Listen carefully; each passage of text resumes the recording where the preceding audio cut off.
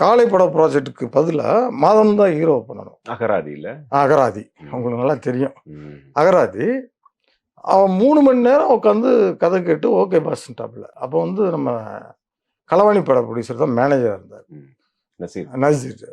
அது ஓகேன்னு சொல்லிட்டு அவங்க உட்காந்துருந்தாரு. நான் கொண்டு போன கம்பெனி வந்து பார்த்தீங்கன்னா அவருக்கு செட் ஆகலை. அதனால பார்த்தீங்கன்னா அது அப்படியே இதாச்சு. ஏங்க பிரபாஸ் இன்னைக்கு தான் தெரியும், நம்ம ஜனங்களுக்கு வந்து இப்போ தான் தெரியும் இல்லைங்களா?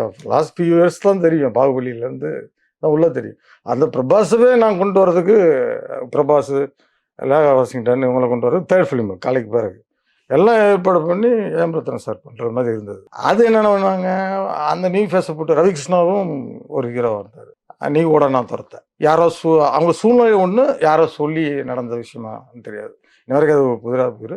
டாக்டர் பக்கமே போகிறான்ற அளவுக்கு யோசிக்கிற அளவுக்கு மென்டல் டார்ச் கொடுத்துட்டாங்க. சரி, நம்மளே சொந்த படம் எடுத்தால் நம்மளே ஏமா அழிக்க முடியாது இல்லையா?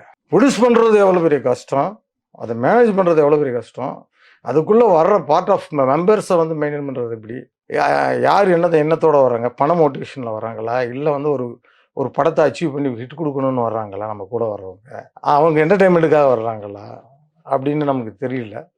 அப்புறம் தெரிய வர்றப்ப புரியுது. அதுதான் அந்த படத்துக்கான கொஞ்சம் ரிலீஸுக்கு சென்சர்லாம் ஆயிடுச்சு, கொஞ்சம் தட்டுப்பாடுகள்.